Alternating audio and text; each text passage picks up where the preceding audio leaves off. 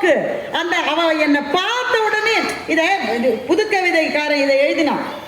கண்ணே என்னை ஒரு முறை பார்த்தா என் இதயத்துக்குள் முள் தைத்தது, முள்ளை முள்ளால் தானே எடுக்க வேண்டும், எங்கே இன்னொரு முறை பார் என்று அதை புதுக்கவிதை ஆக்கினான். அது வள்ளுவன்ட்டு வந்ததுதான். அது ஒரு நோக்கு நோய் நோக்கு. ஒரு தடவை பார்த்த உடனே எனக்கு ஒரு மாதிரி ஆயிடுச்சு, முடியல.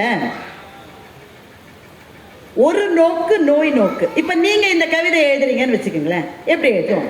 ஒன்று மற்றொன்று. எப்ப ஒன்றுன்னு சொல்லிட்டோமோ அப்ப இன்னொன்னு இருக்குன்னா மற்றொன்று.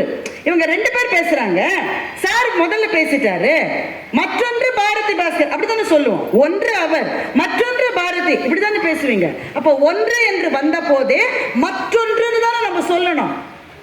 ஆனா வள்ளுவர் அப்படி சொல்லலையே. ஒரு நோக்கு நோய் நோக்கு, ஒன்று நோய்க்கு மருந்து. மற்றொன்றுன்றதை ஏன் வள்ளுவர் சொல்லலை? இந்த கேள்வி வருதா இல்லையா நமக்கு? எனக்கு வருதுப்பா, உங்களுக்கு வருதா இல்லையான்னு எனக்கு தெரியல.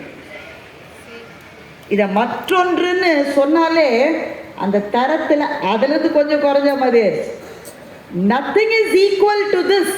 ரெண்டு தத்தன் அளவில் முழுமை பெற்றவை. அதனால மற்றொன்றுன்னு சொல்றதுக்கு மனசுல ஒன்று நோய் நோக்கு, ஒன்று அந்நோய்க்கு மருந்துன்னு முடிச்சது. ஒரே 7 சொற்கள்.